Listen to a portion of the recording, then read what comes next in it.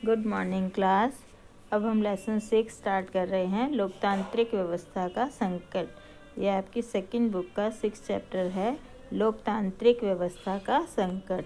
लोकतांत्रिक मतलब लोकतंत्र की व्यवस्था का संकट। लोकतंत्र की व्यवस्था क्या होती है कि जनता के द्वारा सरकार चुनी जाती है, उस पर कौन सा संकट आया था और ये कब आया था, इसके बारे में हम इस चैप्टर में पढ़ेंगे। तो ये जो संकट है, ये जो काल है, ये बहुत ही इम्पॉर्टेंट है आपके एग्ज़ाम पॉइंट ऑफ व्यू से। तो इसकी एक एक लाइन, एक एक पेज को ध्यान से पढ़ेंगे और समझेंगे। तो इसमें हमने सबसे पहले पढ़ना है आपातकाल की पृष्ठभूमि।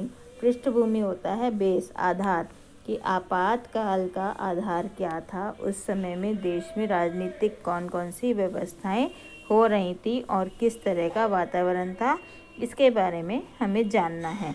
1967 में आपको पता है कि भारतीय राजनीति में बहुत सारे बदलाव आए थे, जिनके बारे में हम लास्ट चैप्टर में पढ़ चुके हैं। इंदिरा गांधी और मोरारजी देसाई के बीच में कंपटीशन हुआ था, जिसमें इंदिरा गांधी की विजय हुई थी और वो एक अच्छे नेता के रूप में उभरी थी और लोकप्रिय भी हो गई थी अपने कार्यों के कारण। उस समय में दलगत प्रतिस्पर्धा भी बहुत तीखी हो चुकी थी, यानी कि जो कांग्रेस पार्टी थी और जो जनता पार्टी थी, विपक्ष और जो शासक दल था, उसमें भी प्रतिस्पर्धा चरम सीमा पर थी। इस अवधि में ही न्यायपालिका और सरकार में आपसी विभेद भी हुए थे, तनाव हुए थे, क्योंकि जो सरकार थी वो न्यायपालिका को गलत साबित करने पर तुली हुई थी और सर्वोच्च न्यायालय सरकार को गलत ठहरा रहा था। सर्वोच्च न्यायालय ने सरकार की कई पहलकदमियों को संविधान के विरुद्ध माना था।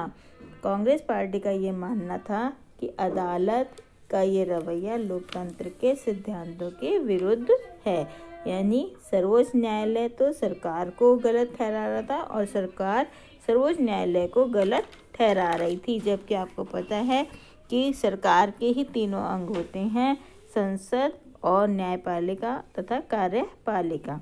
तो दो जो उनमें से भाग थे, यानी कि सरकार, संसद और न्यायपालिका एक दूसरे को गलत ठहरा रहे थे। इस तरह से इंदिरा जी ने ये भी कहा कि जो सर्वोच्च न्यायालय है वो गरीबों को लाभ पहुंचाने वाली स्कीम्स के विरुद्ध जा रहा है, क्योंकि जो कार्यक्रम गरीबों को लाभ पहुंचाने वाले थे उन्हें लागू करने में सर्वोच्च न्यायालय रोड़े अटका रहा है। जबकि विपक्ष में इनको लग रहा था कि सरकारी प्राधिकार को निजी प्राधिकार मानकर इस्तेमाल किया जा रहा है, यानी सरकारी जो मशीनरी है उसका प्रयोग निजी कामों में किया जा रहा है। इस तरह से कांग्रेस पार्टी के बीच में और कांग्रेस और विपक्ष के बीच में तथा सरकार और न्यायपालिका के बीच में विवाद उभरे हुए थे। इसके साथ साथ हम पढ़ेंगे आर्थिक संदर्भ क्या थे उस समय में देश में। 1971 में, ये लेसन हम पिछले सेशन में पढ़ चुके हैं कि 1971 में कांग्रेस ने गरीबी हटाओ का नारा दिया था। इंदिरा जी इस नारे की वजह से जीत गई थी, लेकिन वास्तविक रूप पे ज़मीनी स्तर पर बाद में गरीबी हटाओ का नारा सफल नहीं हो पाया था, यानी देश में आर्थिक सुधार नहीं हुआ था। और साथ ही साथ नंबर 2 पॉइंट आ जाएगा कि बांग्लादेश का संकट भी उस समय हो गया था, क्योंकि पाकिस्तान ने बांग्लादेश पर, जो कि पहले पूर्वी पाकिस्तान था, उस पर आक्रमण कर दिया था। भारत को बांग्लादेश का साथ देना पड़ा था और उस समय में उस युद्ध से डरकर लगभग 80 लाख लोग पूर्वी पाकिस्तान से भारत की तरफ आ गए थे। भारत को उनको बसाने का, उनको रखने का बोझ उठाना पड़ा था। तो जो भारत की अर्थव्यवस्था कमज़ोर थी उस पर और ज़्यादा बोझ पड़ गया था। तीसरा पॉइंट आता है उस समय आर्थिक रूप से कि इस समय में अंतर्राष्ट्रीय बाजार में तेल की कीमतों में बढ़ोतरी हो गई थी, जिससे कि तेल की कीमतें अगर बढ़ जाती हैं तो सभी खाद्य सामग्रियों में या सभी चीज़ों की जो कीमतें हैं वो बढ़ जाती हैं।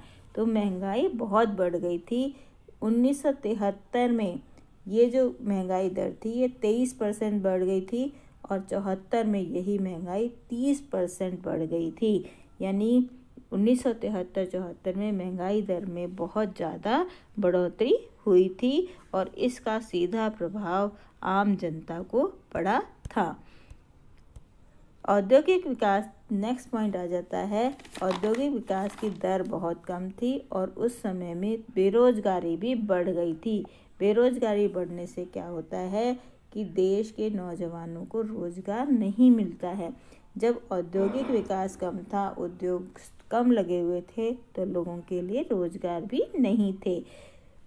इसी तरह से पहले ही बेरोजगारी थी और सरकार ने पैसे को खर्च कम करने के लिए जो कर्मचारी थे, सरकारी कर्मचारी थे, उनके वेतन पर भी रोक लगा दी।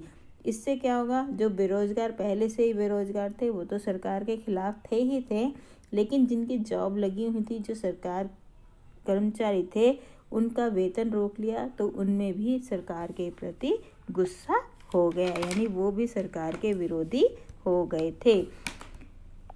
नेक्स्ट पॉइंट आ जाता है कि उसी समय में मानसून भी असफल रहा था, यानी वर्षा बहुत कम हुई थी, जिससे कि कृषि की पैदावार में गिरावट हुई थी। क्योंकि हमारा देश कृषि प्रधान देश है और हमारी कृषि जो है वो मानसून पर निर्भर करती है। तो जब वर्षा नहीं होगी तो कृषि भी बहुत कम हुई थी, जिससे जो खाद्यान्न है वो 8% कम हो गया। तो ये सारी जो कंडीशंस थी, इनसे देश में आर्थिक बदहाली हो रही थी। और इसी तरह से उसी समय में छात्रों के बीच विरोध के स्वर भी उठने लगे थे। तो इस सब का प्रभाव हमारी आर्थिक स्थिति पर पड़ा था। संसदीय राजनीति में विश्वास न रखने वाले मार्क्सवादी समूह की सक्रियता इस अवधि में बढ़ गई, क्योंकि पूरी जनता सरकार के खिलाफ थी। तो विपक्षी दलों को सामने आने का मौका मिला और उन्होंने लोगों को भड़काना शुरू कर दिया और इस तरह से राजनीतिक प्रणाली और पूंजीवादी व्यवस्था को खत्म करने के लिए हथियार उठाया। हथियार कैसे उठाया कि आंदोलन करने शुरू कर दिए। और ये जो लोग थे, इनको कहा गया मार्क्सवादी, लेनिनवादी या नक्सलवादी कहा गया। ऐसे समूह सबसे ज़्यादा पश्चिम बंगाल में सक्रिय हुए थे और वहाँ की सरकार ने उन्हें दबाने के लिए भी अनेक कदम उठाए थे। तो यहाँ तक हमने किया कि आपातकाल के क्या आधार थे, आपातकाल क्यों, किन स्थितियों में लगाने की ज़रूरत पड़ी थी, या उस समय में देश के राजनीतिक और आर्थिक माहौल कैसा था। तो ये क्वेश्चंस आपके कवर होते हैं। इनके आपने पॉइंट्स बनाकर लिखना है और लर्न करना है।